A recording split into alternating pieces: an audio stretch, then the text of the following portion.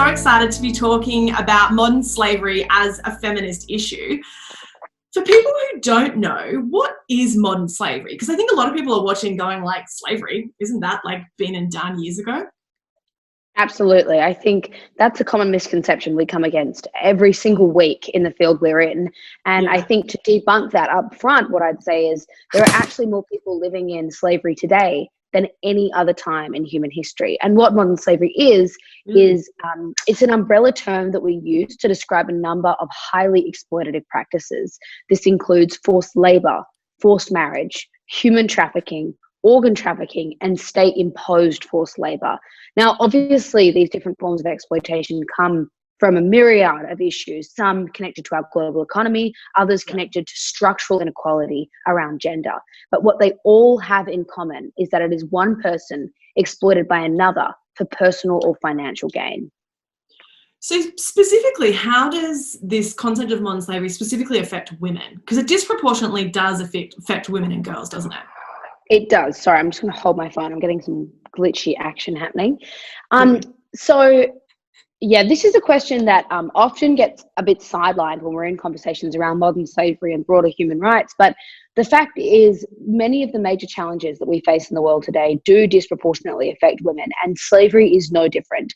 So Walk Free is responsible for publishing something called the Global Slavery Index, which is the world's leading data set on measuring and understanding modern slavery. Yeah. And what we discovered in our latest edition, oh, sorry, Siri, we're not talking to you. What we discovered in our latest edition is that when we disaggregated the forms of slavery by gender, we actually found that 71% of all victims are women and girls. Now, as a team of scientists and researchers and policymakers, we weren't surprised that modern slavery disproportionately affected those living in forced marriage. And we weren't surprised that modern slavery disproportionately affected those who were in situations of human trafficking or commercial sexual exploitation. But we were surprised to see that women were disproportionately affected in instances of forced labor as well. In fact, every form of slavery, women are overrepresented, bar one, which is state-imposed forced labor. And that's that is largely because state-imposed forced labor comes down to young men in military situations. So women are disproportionately affected by this crime. And I would argue that tackling modern slavery is one of the greatest feminist challenges of our time, not just because it's unacceptable in this day and age that any woman doesn't have the right to choose who or when she wants to marry, or that her body is literally traded as a commodity. There is no greater human rights abuse than that. But equally in forced labor and connected to global supply chains, many of us buy garments every day, wear garments every day that has potentially robbed another human being, another woman most likely, of their basic human rights and dignity. And something that we discussed last week quite extensively with Fashion Revolution Week is, when it comes to International Women's Day or these, cry calls about us coming together, we can wear merch t-shirts that say girls can, made in Bangladesh by girls who absolutely can't. What can we do as individuals? Because I think for some people it's just like, it's such a big issue and it's overwhelming and it's depressing. But there is actually, we can actually vote with our wallets, right? And we can actually make choices that will not further, I guess, discriminate against women in these situations. What's your advice for what people can do like tomorrow? Or how can they shift their shopping habits to actually move the needle in the right direction? Yeah, and I think it's such a great question, because even beyond what we can do in our day-to-day lives when things are normal, pre-COVID-19, what can we do right now in our quarantine to empower people and to challenge the status quo of exploitation in so much of what we buy and consume every day? And I think my biggest call to action around this would be to ask who made my clothes and to question the origins of where the things that we buy and use every day come from.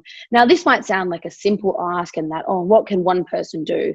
But let me promise you, having been in this space for 8 years now, Walk Free has been established for over a decade, seeing firsthand that businesses did not care about this subject only a number of years ago, and now it's a top 4 board priority. That is because of consumer choices and consumer trends. So when one of us asks, yes, it might just be one annoying customer. But what we need to realize is as people become more accountable and more interested in finding out our environmental impact, say around our consumption of plastic, we can have that same push, and we must have that same push around human rights and women's rights. So I think no area is this more relevant than in the garment industry. We identify fashion as one of the top 5 industries globally for to have a negative impact on modern slavery. In fact, fashion is only second to tech as the worst industry in the world for the continuation of modern slavery and the exploitation of women and girls throughout the world. So asking a simple question around who made my clothes, where were they made, basic things, were those women paid a living wage? We've been hoodwinked into thinking in the 21st century of globalization that this information is something that somehow doesn't belong to us. And that is absolute rubbish. We are the consumer. We deserve to know what is in our clothes and who made them. And if exploitation is a key component, we deserve to be able to choose to take our money elsewhere. Just as people have become so passionate around plastic, as I said before, even looking at what we physically consume around organic and avoiding pesticides, how has human rights abuses become this sneaky thing that has continued to persist throughout so much of what we buy and consume? So that is one way. And I think another way to positively gear it is to look at apps such as Good On You, websites such as Well Made Clothes that can give us positive alternatives to brands that we know and love, brands that we want to support because, you know, sometimes we need a new blazer or we need a new pair of shoes. I would argue that this trend of exploitation comes back to all of us needing to consume less. But when we do genuinely need something new, why not invest in a company that aligns with your values? And as you said before, we genuinely do vote for the kind of world we want to live in every day with the way we spend our money. We literally cast a vote for the world that we want to see continue. And I don't think any of us want to invest in exploitation. I don't think any of us want to invest in human rights abuses. So ask those questions, hold the brands you love to account, and look to apps such as Good On You for ethical alternatives that align with your values. I love that. And it's so true, because I think for me, it's an ethical issue against modern slavery, and also, frankly, an environmental issue. I don't buy fast fashion anymore. I won't do it because the quality's not there. I'm concerned about the treatment of their workers. What are some brands? You mentioned Well Made Clothes. I'm a massive fan of that.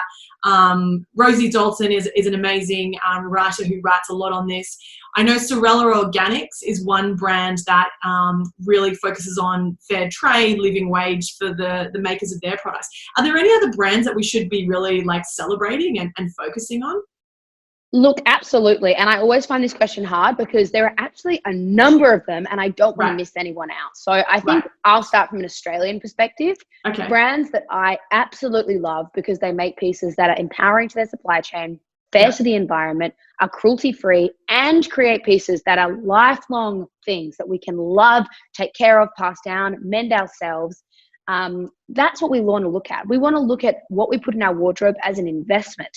And, for working women and, for the PepTalkHer audience, so many of us want to have things that are, for men, there are so many options. And I think for women, often we can get pushed from a price point into fast fashion, into these areas. And fast fashion can never be a friend just by the way it is built of sustainability and arguably of ethical fashion either. But I am going to be honest that ethical clothing is more expensive, and we need to be realistic that it's not accessible for all people. So that's why the first thing I'll say is the most sustainable, ethical wardrobe you could ever have is the one you already own. It is the one sitting in your closet, and that's why we need to love our clothes. We need to do a stock take of what's in there to know what we have and what potentially we might need to add to it. That is literally the most ethical wardrobe you could ever have, because consumption has become so problematic from a human rights and environmental perspective. That would then take me to my next level of vintage and secondhand, which is what I'm wearing today. This was my mum's vintage velvet jacket. It's now mine. I've had to stitch it up a number of times when I've ripped it from rigorous dance moves. But that's what you do. You love. You take care of them. You hand wash them. You nurture them. So then that brings me to ethical brands. When you want to buy something new, think of it as an investment. Think of it as where we can invest in our values. And a few brands that I love in Australia, we've got a really brilliant ethical fashion movement here in Australia. Ginger and Smart, incredible suits, beautiful statement pieces that will last a lifetime. Kit X, Absolutely brilliant. Again, all of these brands are brilliant from human rights and environmental perspective. They go hand in hand. We've got Outland Denim, which is literally made by survivors of human trafficking and those vulnerable to it in Cambodia. And the denim itself is absolutely cool and trendy. I think, again, we need to debunk this misconception around not just ethical, but socially positive brands. So one in London that I love is called Beulah. It is literally, as I said, made by women who are at risk. And the garments are beautiful investment, lifelong pieces. We've got Man and Cartel, Jack and Jack, Reformation, and all of these brands sit on a scale. Really, what we want to look at, thinking of some of the brands I've mentioned is at the top of the line. What we really want to think about is transparency, because if there isn't transparency, we cannot see or protect vulnerable people, and we cannot have any protection around the environment. So all of these brands do have a lot of transparency, but I think that's our biggest hurdle to get over, is we need the entire industry to shift to be more transparent, so consumers can really choose where to spend their money. Consumers can vote with their wallets. And as I said before, the app Good On You is a great place to start, because you can type in a brand like Zara and they'll give you a rating from an environmental perspective, a human rights perspective, and an animal perspective. And what you'll find for any fast fashion company is some might be trying to do something, and that is good, because as I said, we need a whole industry shift, but you're never going to find anything particularly great. And what's wonderful about the app is it also gives you ethical alternatives within that same price range or style range. So you can still shop the wardrobe you want, but aligned with your values. Well, this has been so valuable, super practical tips on the brands that are both affordable but also moving towards a more sustainable and ethical supply chain. So important as an issue, modern slavery, and it does affect women disproportionately. Check out the Walk Free Foundation and the work that they're doing. It's really at the forefront globally of this issue. Grace, thank you for all of the advocacy that you do in this space, shining a light on it for so many of us. It's so important, and we're really grateful that you were able to join us for today's Power Pep Talk. We're going to share this on our Instagram TV. We're going to share it on LinkedIn with all of the brands and the apps tagged so that you can check it out. Well Made Clothes is a good one. And just remind us one more time, that app, the Good app. It's called Good On You, which I think is hysterical. It's such an Australian saying, like, good on you, mate. The Good On You app. It's actually saying good on you for asking these questions and for finding answers and for investing with your values. Yeah, absolutely. And next time you're shopping, once you're out of isolation, once the lockdown stops, and even on social media, reach out to your favorite brands and say, hey, what is your supply chain? Do you have any slavery in your supply chain? What is your sustainability plan going forward? Can I ethically spend my money with you? Ask the questions, because the more that we ask the questions, the more that we're going to see change.